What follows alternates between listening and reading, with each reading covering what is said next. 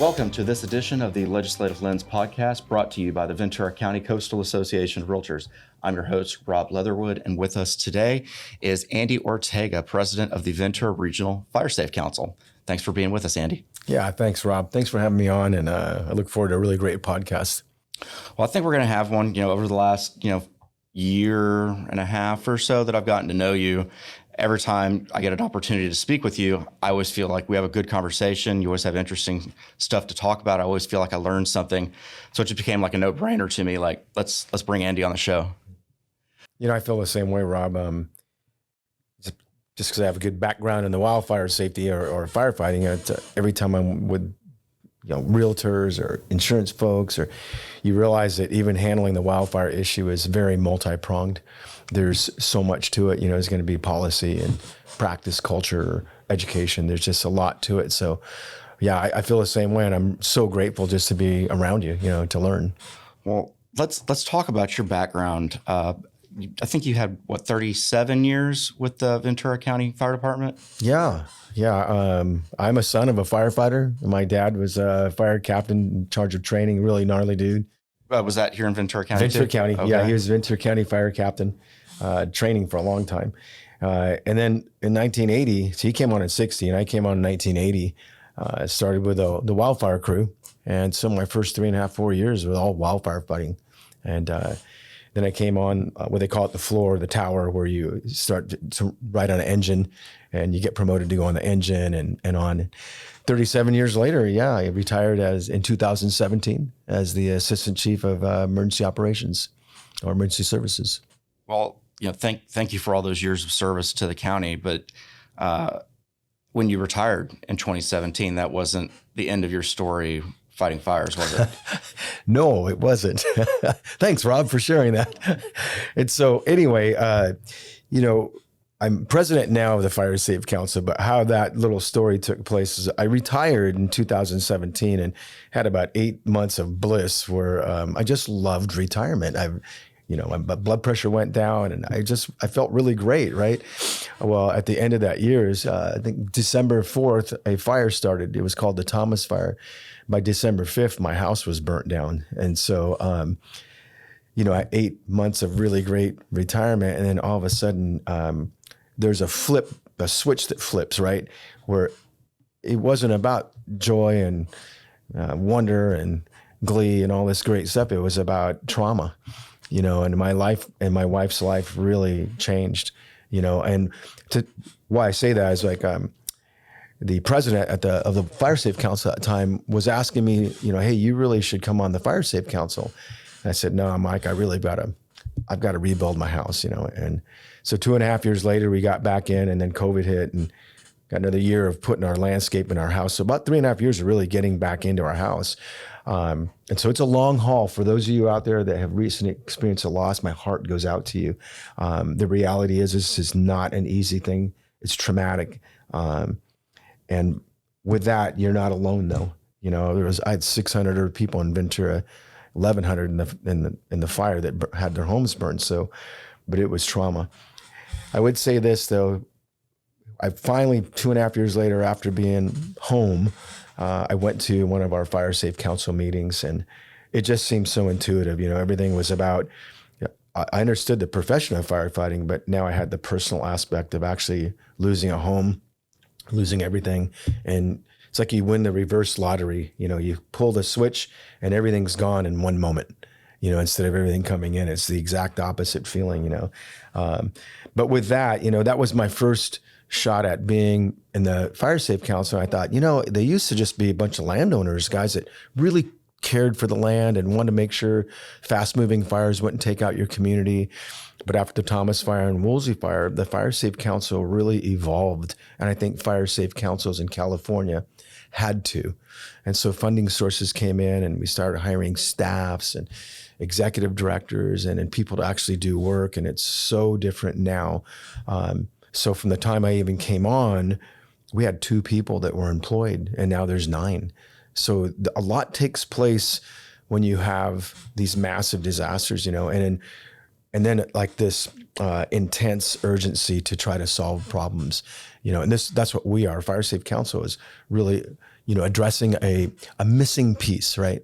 So the Ventura Regional Fire Safe Council was founded in 2009. Can you talk to us about, is this like a government organization or a private organization, and why does it exist? You talk about how they've kind of popped up across the state, but when they first came, what was the thought process of creating these fire safe councils?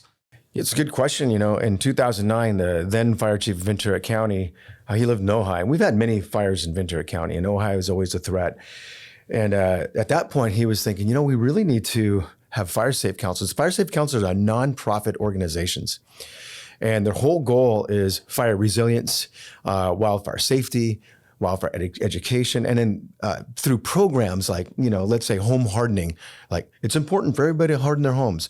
It's important for everybody to have defensible space, and then the particulars to all those things are really what should be standardized, and that's a whole different topic. But so when you say, why are they developed or established, the origin or basis of a fire safe council is to reach the community. Is to reach a neighbor, a neighborhood, and a community, right? In a way where, let's say, response organizations like, let's say, Ventura County Fire, right? They are for readiness and response, and they have a prevention side to things, an investigative side to things. But the reality, they exist to respond and prepare and respond to emergencies, whether it's a person having a heart attack, a car wreck, a tree fire, a house fire, or a wildland fire, or a massive disaster. And that's what they're ready for. If you look at a fire safe council, they're there for the neighbor and the neighborhood and the community, and really a strong arm for that education, workshops, chipper programs, home hardening, assessments, and being there so that culture changes. How is the organization funded? Is it all like private contributions? Are you eligible for like grant programs through the federal or state government? How do y'all pay the bills? Well, and see, that's why I said, in 2009, up until 2017, there really wasn't a lot of funding. And so, yes, it was grant funded. Primarily, like I would say 95% of our funding is grants. And then outside of that, there might be unrestricted, like a foundation or sponsorships or a gala or something like that you might throw, an end of year event. They're going to creep in a little bit of money here for your unrestricted funds. But the lion's share of funding is through grants, and those grants have really increased primarily since what we are experiencing in the West with wildfires. And it's not just Ventura County. You look all the way up the West, the West Coast, even Oregon and Washington, you're Idaho, Colorado, you're really recognizing a difference in wildfire activity and destruction. So can you talk a little bit about what are the successes that you've been really proud of with the Fire Safe Council over the years? And what does the future look like for this organization? We're going to kind of talk about later in the conversation the way the frequency and the severity of the wildfires is increasing. How do you see the council's role in the changing wildfire landscape? No pun intended. I would say that that at least Ventura County, the Regional Fire Safe Council, and I would even say that fire safe councils are still in their infancy. And what I mean by that is there's been a need, an urgent need to grow fire safe councils in the state of California and probably in the West. So successes would be this. 4 years ago when I joined the council, we had an executive director and a finance person, right? And now we have 9 people and people that are on contract. So that's a success that we're growing the capacity to help the community and also to resource other fire safe councils. There's some really cool things that we've done. And there's a thing called a CWPP, a Community Wildfire Protection Plan, right? That's put together by all your local leaders, which could be your city leaders, fire department heads, fire chiefs. And this plan has actionable items. And it's a very extensive plan. You can go on our website or Ventura County Fire's website, and you can look up CWPP for Ventura County. And out of the 58 counties in the state, there's only a handful that have a CWPP that's done. That was something that we completed 2 years ago. And if you talk about success, I'm super proud of it, but also I recognize that people aren't referring to it. And this is we could refer to that so much more because it shows actionable items and it shows priorities. Like, where do fires typically in a historical way come through Ventura County, east to west, right? You can look and you can go, okay, it's going to start in Browns Canyon in LA. It's going to go all the way to the beach. It's going to go to Guyberson fires are going to go here. You have an idea where these fires are going to go, whether they start in Piru or Santa Clara Valley or Simi, Moore Park, Ventura. You have an idea where they're going to go. Well, with that kind of information and mapping, you can start identifying vulnerable neighborhoods, vulnerable communities, and start addressing those for your chipper programs, home hardening, fire-wise communities. You're getting me excited because these are things, let's say something like a fire-wise community, right? An NFPA recognized community of people. What is an FPA for our audience? It's a National Fire Protection Agency. So it's a national agency that sets the standards, right? And so to be recognized by them, there's a 6-component plan, organizing, doing assessments in your area. Like on Delando, for instance, we had a big fire go through our area, Clearpoint, on Delando, and Skyline. So on Delando was one of the areas. We created a Firewise community. And why I'm saying this is a success, right? I'm still going to talk about success there. Okay, that group of people get together and there's actionable items. They cut their brush. They do defensible space. They're in 0 to 5. Move the brushes. It's just so bushes. Great what's happening, right? Yeah. They're reducing the burnable material around their house, right? The combustible material. It's increasing defensible space. Which is increasing defensible space, right? And also hardening their homes, which means like if they had a screen that was a vent screen for a garage or an attic, right? And that thing's a 1/4-inch screen, it's not going to stop embers. But if you go 1/16 or 1/8 or like that spark arrestor type of screen, you're going to really reduce embers coming in and creating attic fires. How far can an ember travel? Oh my through gosh. the air? I don't know. I'll tell you this, the mountain fire was 2.8 miles. Okay. Okay. So the problem doesn't need to be like right down the street to be a problem. That's right. Okay. Yeah. It can be like across the town. Yeah. Even in years, through my years of fighting fire, we would always look at fires coming from, let's say, the East County, like Thousand Oaks, Westlake, that area, Topanga. We would look at Ventura Freeway, the 101 freeway, as a fire break because it was so big, right? But so many times the embers dropped on the west side of 101 and then raced to the beach, and that's a handful of times that happens. It just, when you have extreme winds, those winds are going to carry embers, and if there's a susceptible fuel bed, including homes that have, brush right next to their house or something, that becomes a receptible fuel bed to receive that ember, cultivate that fire, and start a structure fire. And then one structure fire starts another structure fire, and then you get a conflagration, right? What we saw in Palisades, Thomas Fire, Woolsey Fire, Paradise Fire, on and on and on. You just get the idea that that's happening more and more. So successes, those fire safe communities I was talking about, 20 months ago, in the county of Ventura, there was 2 fire safe communities. 2 Firewise communities, 2. How many? Right now there's 29.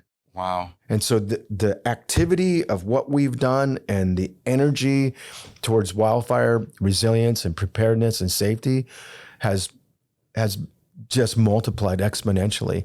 And that's from growing a staff of 2 people and also funding to 9 people and having them actually get their boots on the ground. The Firewise communities are really cool too. I mean, because we talk about high risk zones like Ventura County, where sometimes the insurance for your home is unaffordable if you can get it at all.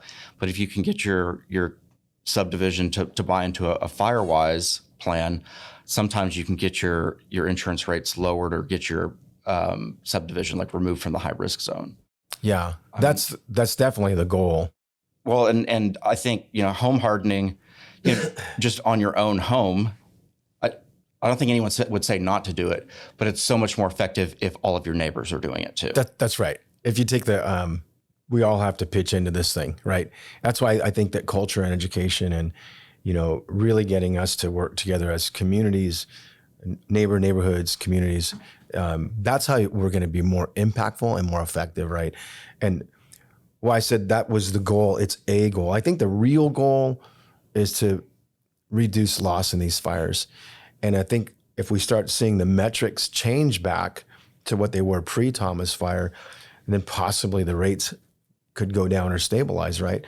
But I believe, and this is an opinion, I believe the insurance people are going to get on board to where they're going to require homes to be home hardened. They're going to require communities. We're already there. We're already there. Insurance companies regularly will do like an assessment of your home using a drone, for example, and they'll shoot you a picture and say like, either you move that firewood away from your house or we're dropping you. Either you replace that wood fence that extends out from your house or we're dropping you. And, there's certainly a debate to be had about how, legit or proper that sort of analysis is. But the fact is that insurers are they want your home to be they want to reduce the risk. Correct. I guess at the end of the day, right? Yeah. Like they want to reduce their risk. So you talk about education. I think it's always good if you can do it.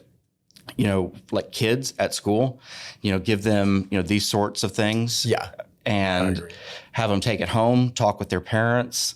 And I think too, if you train people young on like good, civic, safe, responsible behavior, it's a lot easier than teaching an old dog new tricks when they're an adult, right? So you start kids out when they're young. It just becomes like this is the way you do things when you live in Southern California, and all of a sudden, then at some point you have a generation after generation where it's just second nature to harden homes and act safely.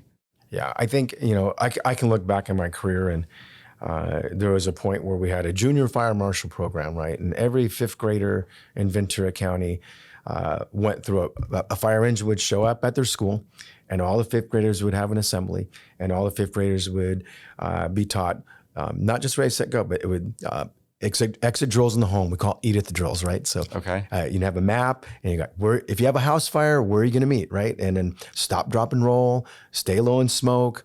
And so why couldn't we do the same idea, right? And then include home hardening, include defensible space. So when they go home to mom and dad, they say, Mom, Dad, my homework is now to have an exit drill in the house in case something happens, right? But also if a wildfire comes, that we would let's walk our house and check off all this stuff, Mom and Dad. That's my homework, right?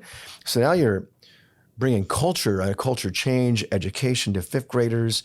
I don't know why or how, but it was in my career that stopped, and education moved over to like fire prevention bureaus, where at an event, not systematic and strategic education, but an event, let's call it the fair, right?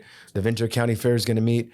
Then all of a sudden you'd see Sparky and you'd see a trailer and really great resources to help people if they wanted to walk through that. But, now you're competing against, really good food and rides. Well, the other thing is those sorts of programs are really good at teaching you stop, drop, and roll, which is also good information. Agreed. But in Southern California, ready, set, go needs to be like a huge part of it too. And I think home hardening, which is part of the ready part of your ready, set, go, right, is to really have standardized education, standardized training, maybe even through the CERT programs, but just like what is a home hardening, and get the assessment. And your rain gutters need to be cleaned out. And you need to have, defensible space. And hey, shameless plug, if I need to do a home hardening assessment, do you know anyone that can help me with that? Yeah, go to our website and you can sign up with a Ventura Regional Fire Safe Council. And we'll send somebody out that's qualified to assess your house. And not only that, you're going to get a sheet that comes back with all of the scores and what you need to do to make your home safer in the event of a wildfire. It could be 4 or 5 things. And let's say 3 out of those 4 are not a cost issue. It's just like you said, moving a wood pile, or it could be that you need to change your vent screens on your attic or your garage, right?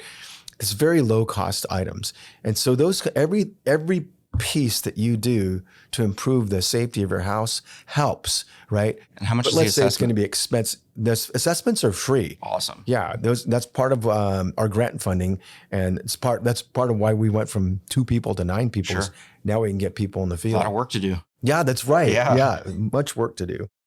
Well, I think also in addition to training kids when they're young, as we've talked about, I think one thing that we could do, like as realtors, is include home hardening information, for example, in closing packets for new homeowners, or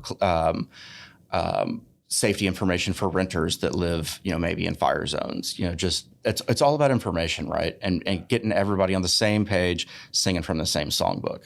I think so. That's like, let's say, you're in real estate.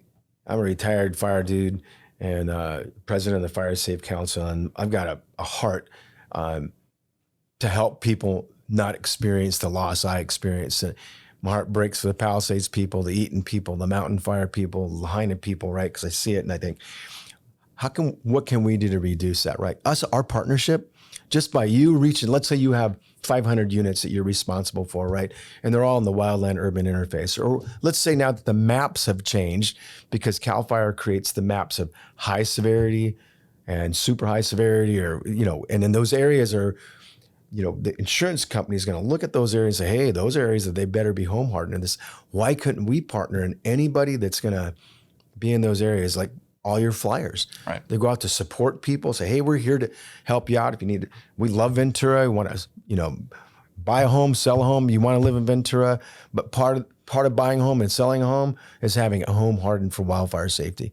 And even if you have our logo or our little QR code there, they can click on that and get a free home hardening assessment. If they want to join a wildfire, let's say a fire safe community, right, or a fire wise community, they can click on that and we can help them not just join, but put together a fire wise community. It has been so amazing to watch, the last 20 months, and have so many communities get involved with wildfire safety and resilience. We had our first mobile home park in Ojai, called Golden Oaks Mobile Home Park, became a Firewise community. Wow. And they brought up really significant things, because it's typically an elderly community and they just can't get up on their roofs like everybody. I'm going to get up my roof and put water on it. It's like, well, I don't know if you're going to be up there in 60-mile-an-hour winds. Sure. So, well, part of what we're talking about is the goal of the education, right, is to change the culture and better prepare, because we know that the frequency and the severity of these wildfires is increasing.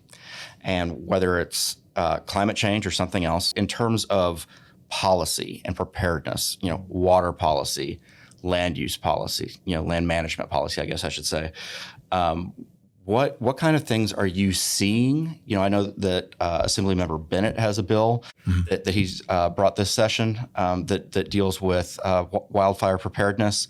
What kind of things have you seen and would you like to see to get us where we need to be prepared for this? I mean, because they're literally called like natural disasters and acts of God for a reason, right? Like we for the most part, we can't predict when these things are going to come. They happen. We know they're going to happen. What do we do? okay, well, that's the $1 million question, right? Okay, and let's handle it. To have that conversation, we're going to have to deal with policy. We're going to have to deal with cultural changes. We're going to have to deal with environment, land use. We're going to have to deal with the education and culture of our communities, to include wildfire safety and the importance of a neighbor helps a neighbor, two neighbors could help neighborhoods can help communities. So let's just say like the bill, for instance, if we're going to deal with water. So one thing is the current water we have, right? And AB 367, which was Assemblymember Bennett's bill, is Ventura County only. There's 120 water purveyors in Ventura County. Out of those 120, all of those would have to, like, let's say we know there's a red flag fire alert. We'd notify the water company. They fill their tanks to the top. Instead of leaving their tanks at a quarter fill or at midnight because it's cheaper with electricity rates and whatever, they'll wait and then fill them at a time that's more economic for them. But what if we change that with a bill like this, that every time there's a red flag fire alert, the water tanks are filled up? Not only that, there's like components to that bill that require, okay, now that we have these power safety power shutoffs, because Edison is trying to take responsibility for their end and not wanting to have electrical lines charged during these high winds and dropping, slags of sparks. So they're shutting the power off. And I'm noticing in the area of, Ventura hillsides, a lot more often than we ever have before. So more people are getting solar and their little Tesla batteries and all that kind of stuff. That's happening. But the reality is, okay, if that water tank has to be filled up, it's going to be filled up through a pump that works through electricity. And so part of that bill requires them to have a backup generator in the event that electricity shuts down. And so we're starting to back these things up and say these things need to be maintained. And not only that, let's say the watershed or whatever container for that pump has to be fire safe and fire hardened, because we're finding pumps that burnt down and the pump's burnt in some of these fires. So that pump can't pump water to the water tank and the firefighters can't get water out of their hydrants because there's no water in the water tanks. And so if you back it all up and go, okay, let's take that pump and let's make sure that it's safe. And let's make sure that it works in the event of a power safety shutoff or electrical shutdown. And now let's say that every time we have a red flag fire alert, we fill up our tanks. Now that's better use of the current water. Back up a second. Let's say like that's one bill, and it's only for Ventura County, but that should be statewide, right? Or at least out of the 58 counties, take all the high-risk counties, and it could be 51 of those counties that are high risk for wildfires and forest fires, that maybe that idea would go statewide and maybe eventually Western Hemisphere wide, right? Because it just makes sense. And it's a weird thing, but if you're able to, all you and watching this, if you Googled right now, how much rainwater goes out to the ocean. So how much are we really holding? Right? And I know some of you are Googling right now. It's 90 to 95%. Now, I like the idea that, water runs down your reservoir, your streams and lakes or creeks and all that kind of stuff. But maybe we need to reclaim 80 to 85% of our water, because what's happened and I don't know if it's in the last 20 years, 15 of those years have been drought. And so let's say, Ventura County gets 8 to 9 inches of rain a year, right? But many of those years we were getting 5 to 6 inches of rain or less, 3 inches of rain. Well, and even 8 to 9 isn't much. It's not much, right? But even take that idea, like we have this lake, and this is an example. Lake Casitas was down to like 18% full, which means it's pretty empty, right? That was prior to 2 years ago when we had 2 good rain years. 2 good rain years is not enough, right? Because what happens, the water companies tell all of us and tell all of you, don't water your plants, don't do this, have more drought resistant. What's happening is we're really creating a drier landscape. And it could be the ornamentals around your house. It could be the orchards or this and that, but they're drier than they were before. And which is creating in these large dry fires and hot fires, receptive fuel beds, even inside the infrastructure of Palisades, of Eaton and all the Altadena and Ventura. So we're finding fires like, it could be like even what you said, when the mountain fire hit the Spanish Hills area or the Camarillo area, it was 2.8 miles from South Mountain to get to that. So all of a sudden it's hitting a receptive bed. Why? Well, they're drier. We've had drought, and we have to make these adjustments, and that's why I said, I'm not the one that's going to go, hey, is it 85% or 90% water, should run to the ocean or should not, because we want the environment to be healthy, right?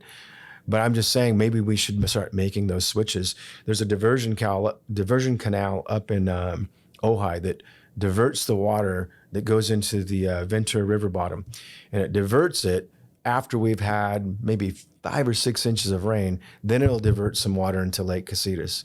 Well, why can't we share that and say the first 2 inches goes to humans, then 2 inches goes down the river, and then 2 inches? Why couldn't we see? Because we're looking at 1950, which is 70 something years ago, laws that were in place on how to use that water, and whether we let it go down the Ventura River or whether we fill up that lake that's for humans.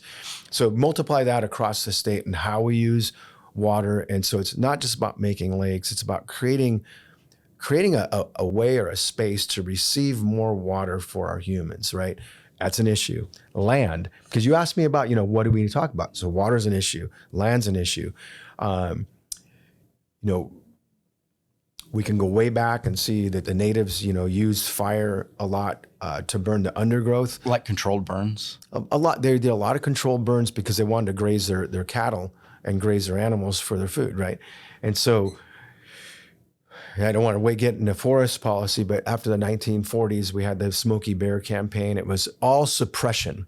So all fires in the forests had to be completely suppressed all the time, which means we started creating, since we're putting them out so quick everywhere, the idea was to put everyone out. You'd still have a forest fire here and there, but what we noticed 20 years later is the growth came up to now, which the trees and the higher trees, so now you're getting these crown fires. So the forests are burning hotter, and there's continuous growth from the bottom all the way up to the trees. So if you had a nice little meadow and there was no growth into a tree, a meadow can burn without the trees. And so that's all forest policy. We don't have time to get into that, but land would have to be dealt with, whether you're going to have goats or whether you're going to have maybe some controlled burns. But the idea behind all those things is you got to realize, okay, we don't want to create, horrible air for our communities. We got to do this when the wind blows away from our communities. So the prescription and the timing of these burns is very important. But to be able to create more opportunities, not just to burn or do like what you're talking about, those defensible burns or the controlled burns. The controlled burns, yeah. But also machinery. Couldn't we, because we have fire roads and stuff like that, but let's say that CWPP we were talking about, the Community Wildfire Protection Plan we talked about earlier, we said all these areas, we can identify certain areas that are vulnerable. Why couldn't we have something around them to increase that defensible space? And now we're dealing with more water available. Now we have more home hardening. Maybe you have fire-wise communities, and now you have more defensible space. And now you see, when you start adding it all together, there's a possibility we can really make a difference. Not so much on the big fire coming in, but the loss. And here's what I want to share, because I know that Ventura County, that we have had excellent numbers when it comes to structure fire loss prior to the Thomas Fire, Woolsey Fire, and Mountain Fire. Why? Because back in the 70s, we adopted an ordinance, and our leadership back then, the county supervisors, countywide, said every home in Ventura County has to have a 100-foot clearance of brush from their house and have to have their trees limbed up. And that was a pretty stringent ordinance for back in the 70s, right? And many other counties didn't comply. They said, no, 30 feet's good. We really like to live where the brush is next to our homes and the trees are next, because it's pretty. It's prettier this way. And so we started noticing that as the years went by, the metrics of structure loss, because we all had big fires, whether it was Santa Barbara, LA, Kern, San Diego, there was large fires all the time. But what we noticed was the structure loss in those areas was way greater than Ventura counties. So we were proud. Ventura County Fire. And county, you attribute that directly to the defensible space? Oh, it was amazing. Yeah, it gave us so much space, right? And other people didn't have that. But I'm telling you, for many years, we had really great metrics. You can go, what was a 10-year span, 17 back to 2007, back to 97, and take that 20-year piece and go like, what were your structure loss in Ventura County with large-scale fires, right? And then all these other counties, and they'd be hundreds and thousands, and we'd be in double digits, right? And very proud of that. Well, things changed. What's changing now, and you said climate change, but I think what we're seeing is a landscape change. Walk me through that. What do you mean? Well, this drought that we've had, there's no hiding it. In the Southern Sierras, there's 120 million dead trees because of the beetle disease. That's a lot of fuel. Those are not live trees. They're dead. And, I retired in 2017 from the fire department, and we would have these opening seasons, And the Forest Service people would come, the CAL FIRE people would come, the local fire department people would come. And even back then, we were talking about the drought. Back then, we were talking about the beetle disease. These massive landscapes that had forests, in some cases won't have a forest again in our lifetime. They're going to burn in such a way that there are no trees that are alive. When you have 120 million dead trees, they're dead. That means that has to be cleaned out, and you have to have enough rain for 20, 30 years for that to repopulate to be the forest it was. I'm not sure we'll see it in our lifetime. And if things aren't changing where we're getting, adequate rain year after year after year, we're going to see large fires. So that's what I mean by a landscape change.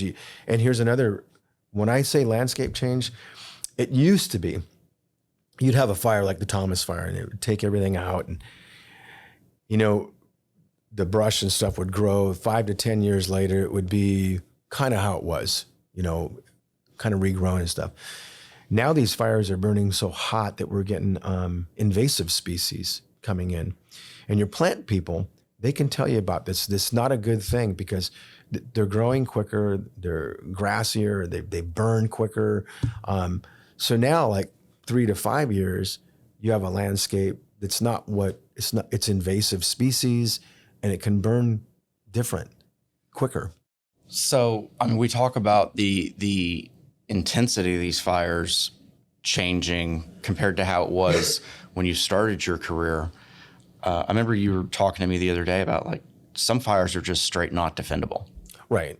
It's like, what do you do when these fires are just getting unmanageable? Like, if you don't put it out right when it starts, it grows so fast and it's unmanageable.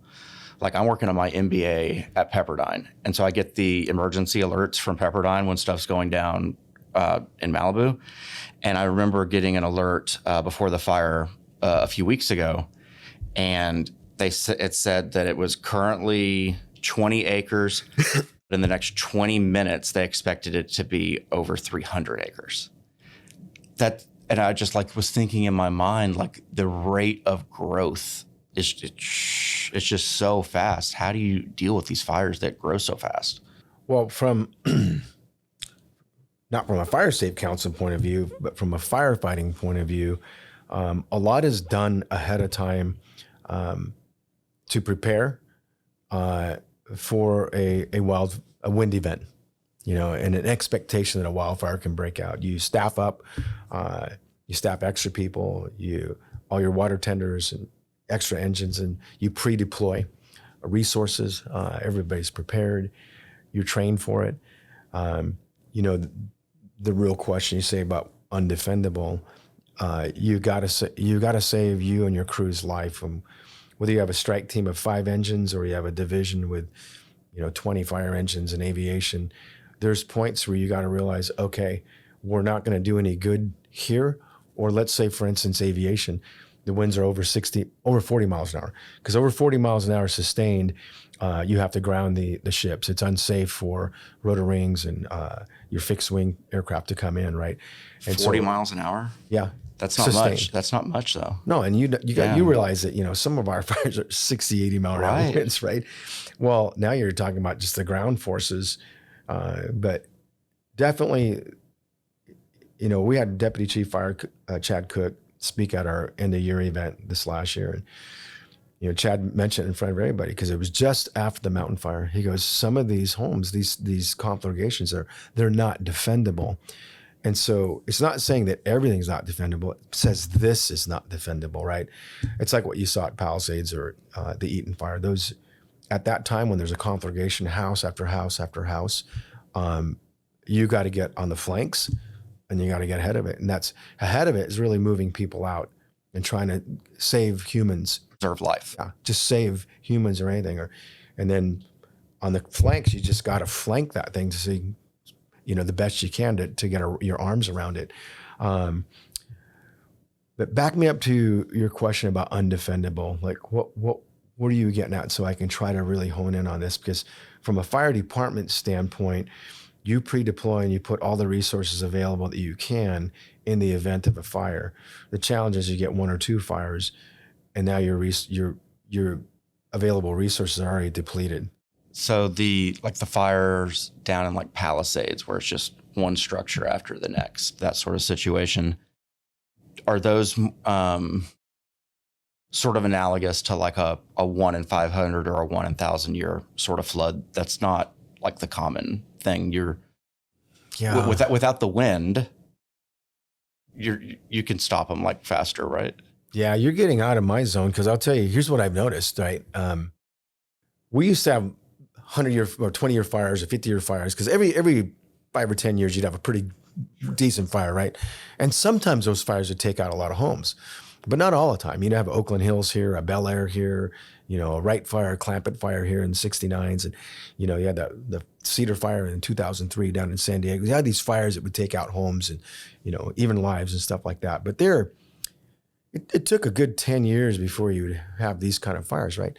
So in 2007, the Thomas Fire was the largest fire in California history, almost 300,000 acres. So in California and in Ventura County is not, if you look at the list prior to 2017, right, you'd see that Ventura County had like about 5 of the state's largest fires. The Matilal Fire in the early 20s and the Matilal Fire in 83 or 4. And so we had the Iverson Fire. We had large fires in Ventura County that were sometimes at that, in the top 10 of the state largest fires. So it wasn't uncommon to us. But in 2017, that fire, the Thomas Fire, set records for the speed, what you were talking about. We hadn't seen destruction of structures like that in Ventura County in my career or in my father's career. We saw structures destroyed, but not to that magnitude like what you're talking about, conflagration, where house after house after house is burning. So that's been a pretty significant change. But think about from 2017 to now, it's even 2 years ago, it was the 9th largest fire in California history. It's like a new record every year. And so because we had 2 years of good rain, the 2 years before this year, because this year, I'm not sure if we're going to get decent rain or not, but let's say those 2 years we had decent rain, right? Well, prior to that, it only took 6 years to become number 9. That means 8 fires were larger than 300,000 acres. And the crazy thing is this is what really bugs me, is like Eaton Fire, Lahaina Fire, the Palisades Fire, they weren't big fires. People are going to yell at me, right? They were destructive fires. 18,000 acres, 23,000 acres. That was less than 10% the size of the Thomas Fire. No, but like 15,000 homes. Yeah. Or structures. Right. Lahaina, 3,000 acres. Those are small fires, but they are destructive. And that's what I'm noticing is like, it doesn't matter we are having large fires, but we're having more destructive fires. And my heart is like, let's not get to where we're numbering people, 100 people, 200 people, 1,000 people.